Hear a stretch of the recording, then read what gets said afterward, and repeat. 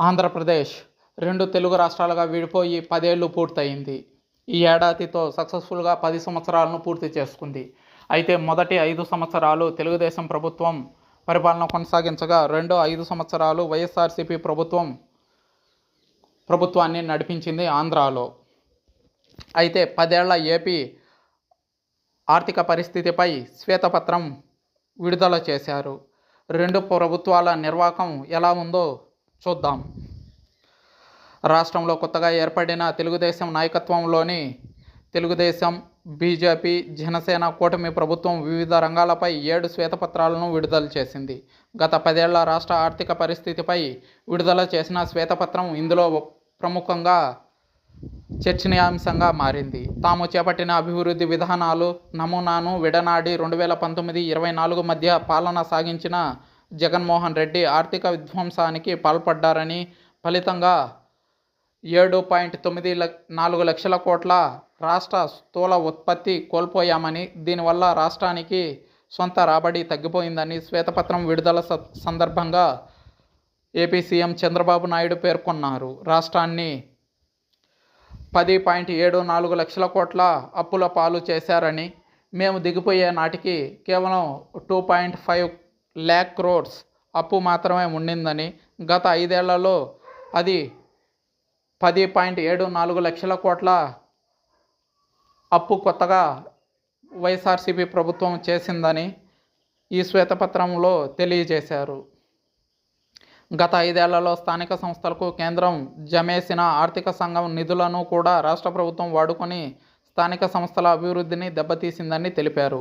అమరావతి, పోలవరం విద్యుత్ రంగాన్ని ధ్వంసం చేయడం వల్ల పెట్టుబడిదారులు రాష్ట్రానికి దూరమయ్యారని, ఈ అరాచక ఆర్థిక విధానం వల్ల రాష్ట్రం ఆర్థికంగా వెనుకబడిపోవటమే కాకుండా ఖజానా కూడా దివాలా తీసిందన్నారు. ఈ నేపథ్యంలో పూర్తిస్థాయి బడ్జెట్ ప్రవేశపెట్టలేని పరిస్థితి అని, ఓట్ ఆన్ అకౌంట్లోనే కొంతకాలం రాష్ట్రాన్ని కొనసాగిస్తామని, రూ.129,000 కోట్లతో vote on account budget ordinance తీసుకొచ్చారు. రాష్ట్ర ఆర్థిక పరిస్థితి బాగోలేదనే సాకు చూపి ఎన్నికల మేనిఫెస్టో హామీలను అమలు వెంటనే సాధ్యం కాదని, ముఖ్యంగా సూపర్ 6 పథకాలు ఇప్పట్లో అమలుకు ప్రయత్నాలు ఉండవనే సంకేతం ఈ శ్వేతపత్రం ద్వారా వెల్లడనున్నది. రాష్ట్ర ఆర్థిక పరిస్థితి అస్తవ్యస్తంగా ఉందనటంలో, వైసీపీ 5 ఏళ్ల కాలంలో ఆర్థిక అరాచక పద్ధతులు అనుసరించిందనటంలో కూడా ఎలాంటి సందేహాలు లేవు. రాష్ట్రాలు ఈ దుస్థితికి దిగజారడానికి కేంద్ర బీజేపీ ప్రభుత్వం ప్రధాన కారణం కాగా, ఈ వాస్తవాన్ని చంద్రబాబు నాయుడు ఉద్దేశపూర్వకంగానే శ్వేతపత్రంలో విస్మరించారు. కానీ ఇక్కడ ఉన్న కూటమి ప్రభుత్వానికి అది తప్పనిసరి అయింది. ఎందుకంటే బీజేపీ ఎమ్మెల్యేలకు మంత్రి పదవులు ఇక్కడ ఇచ్చారు. తెలుగుదేశం, జనసేన ఎంపీలకు కేంద్రంలో మంత్రి పదవులు తీసుకున్నారు. ఇలాంటి పరిస్థితుల్లో బీజేపీ కూడా తప్పు చేసిందనడం సముచితం కాదనే అభిప్రాయంతో బీజేపీని పక్కకు పెట్టినట్టు తెలుస్తుంది. శ్వేతపత్రం మొత్తంలో ఎక్కడా కూడా కేంద్ర ప్రభుత్వ వివక్ష గురించి ఒక్క మాట అంటే ఒక్క మాట కూడా ప్రస్తావించలేదు. వాస్తవంగా 2014-19లో తెలుగుదేశం ప్రభుత్వం, 2019-24 మధ్య వైసీపీ ప్రభుత్వం అనుసరించిన విధానాలు పూర్తి విరుద్ధమైనవి. వైసీపీ ప్రభుత్వం కేవలం సంక్షేమం మాత్రమే క్రైటీరియాగా అధికారంలోకి వచ్చిన వెంటనే జగన్మోహన్ రెడ్డి ప్రజలకు సంక్షేమం ఇవ్వడంపైనే దృష్టి సారించారు.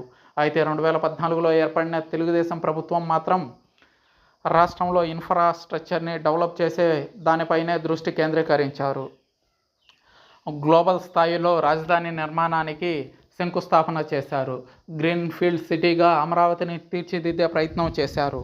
అయితే తదనంతరం ఏర్పాటైన ప్రభుత్వం రాజధానిని 3 రాజధానులుగా 3 ముక్కలాడాటిన విషయం మనకు తెలిసిందే.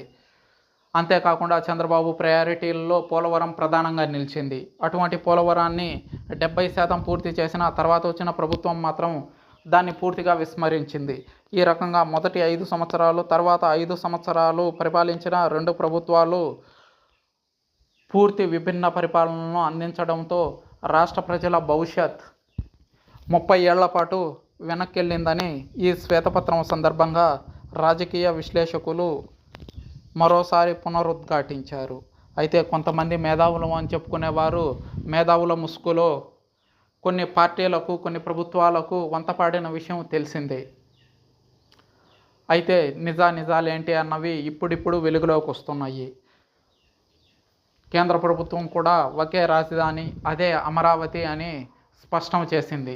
అదే కేంద్ర ప్రభుత్వం గత 5 ఏళ్లలో ఏ ఒక్క సందర్భంలోనూ 3 రాజధానుల వైఖరిపై జగన్కు స్పష్టమైన గైడ్లైన్స్ అయితే ఇవ్వలేదు. రాష్ట్రం వాళ్ళది, రాష్ట్రం పైన సర్వాధికారాలు వాళ్ళకే ఉంటాయన్నట్టుగా వ్యవహరించింది కేంద్రంలోని బీజేపీ ప్రభుత్వం. కానీ ఇప్పుడు మాత్రం నిర్మలా సీతారామన్, నితిన్ గడ్కరీ, అమిత్ షా, స్వయంగా ప్రధాని నరేంద్ర మోదీ సైతం ఆంధ్రప్రదేశ్ రాజధాని అమరావతి అని మరోసారి పునరుద్ఘాటించారు.